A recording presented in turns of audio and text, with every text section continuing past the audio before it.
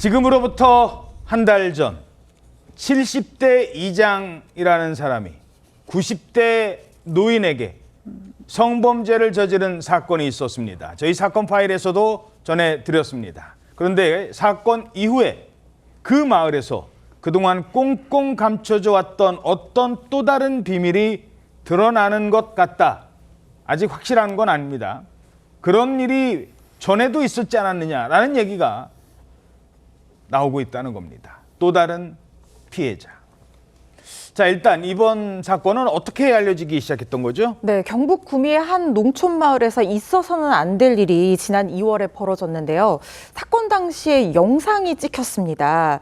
낮에 이 피해자의 집에 한 남성이 지금 걸어 들어오는 바로 저 모습인데요. 이 남성이 누구냐면 이 마을에서 무려 30년 동안 이장직을 맡아왔던 사람입니다. 그런데 이 이장이 혼자 사는 90대 할머니 집에 찾아와서는 지금 들어가려고 하는 모습이거든요. 문을 두드리고 실랑이를 벌이는 그런 모습들이 외부의 CCTV에 그대로 찍힌 거고 할머니가 안에서 가라고 손짓을 하면서 문을 계속 열려고 하는 모습이잖아요. 그러니까 내부로 들어가려고 하는데 안에서 적극적으로 열어주고 있지 않은 모습이에요. 그리고 잠겨있네요. 안에서 안 열어주네. 그렇습니다. 그리고 할머니가 가라고 손짓을 하는데도 불구하고 계속 집 앞에서 어슬렁거리면서 저렇게 집 문을 열려고 시도하기까지 했는데 결국 저렇게 방 안에 들어갔습니다.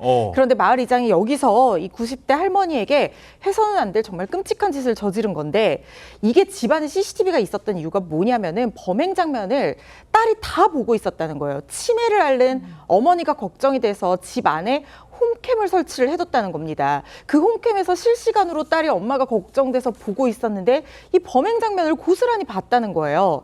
딸이 깜짝 놀라서 바로 어머니한테 전화를 했는데 가해자가 그때 어떻게 했냐면 그 노모에게 전화기를 달라 이렇게 손짓을 하더니 마치 아무 일도 없다는 듯이 엄마가 걸음을 신청해서 주러 왔다 이렇게 거짓말을 했다는 겁니다.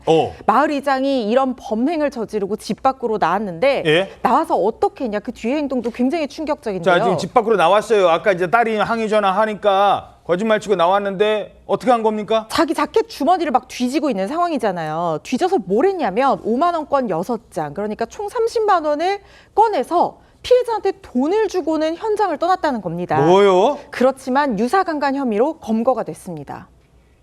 야, 이 사건이 발생한 이후 그 딸이 그 장면을 다 봤잖아요.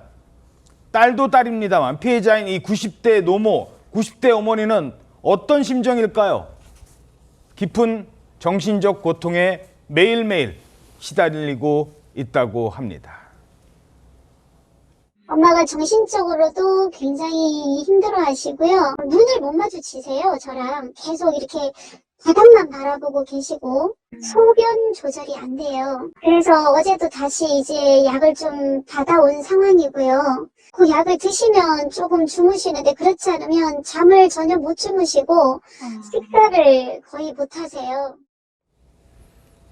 최인정 기자가 이 가족들 취재했죠. 어떤 상황입니까? 네, 이 어머니를 홀로 둘 수 없으니까 이후에요. 이 가족들은 어머니를 요양원으로 지금 모시고 있는데 어머니께서 제대로 식사도 못하고 또 잠도 잘 못 주무시고 심지어 소변 실수도 잦아졌다고 합니다. 아이고.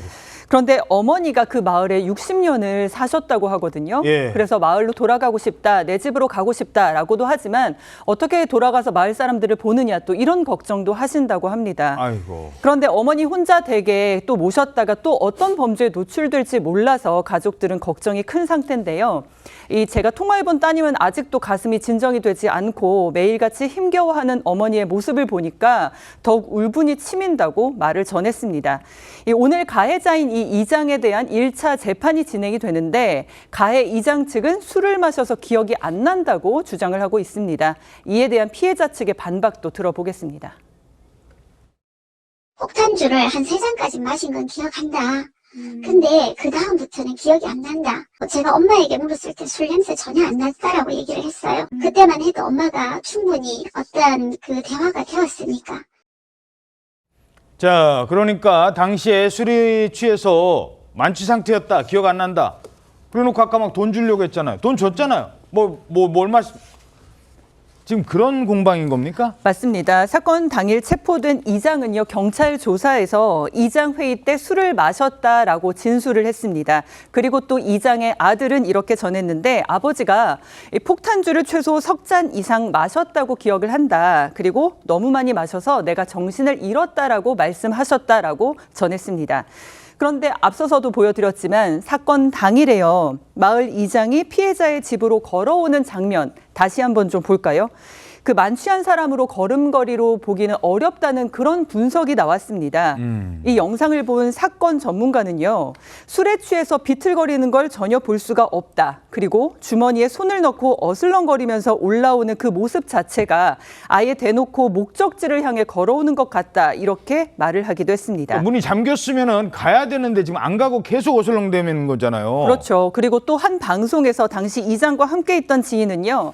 이장은 술에 취하지 않았다라고 증언을 했습니다. 이장은 한두 잔만 마시고 나머지는 내가 다 마셨다 이렇게 전한 건데 피해자도 당시에는 술 냄새를 맡지 못했다고 말을 했습니다.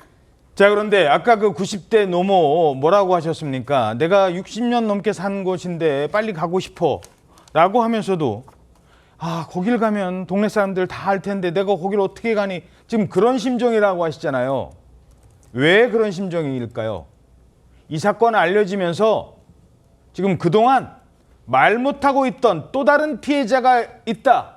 이런 주장이 나오고 있다고요? 예, 그렇습니다. 이 마을 주민이 한 방송에서 피해자가 몇 사람 있다라고 밝혔습니다. 확실히 이야기한 것만 해도 3사람은 확실하다 이렇게 얘기를 했는데요. 또 다른 마을 주민 역시 이 이장이 84세 나이에 한 피해자의 신체를 만졌다라고 전했고 다른 주민은 이장이 신체를 만지고 그랬다라면서 내가 이장의 손가락까지 물고 그랬다 이렇게 토로했습니다. 그 당시 내가 이장 손가락까지 깨문 기억이 있다? 그렇습니다. 그런 주장을 한 것인데요. 이외에도 마을 주민들은 임신까지 해서 유산시켰다고 하더라 이런 식으로 한간에 떠도는 이야기까지 전하고 주장을 했습니다.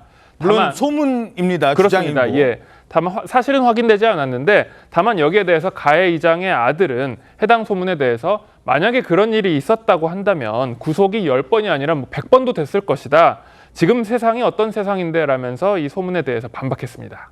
근데 왜 그런 얘기가 이제야 나오게 되는 걸까요? 이게 이제 노인 대상 범죄고 농촌에서 벌어진 거잖아요. 예. 그 특성상 신고 자체가 이루어지지 않았던 게 아니냐 지금까지.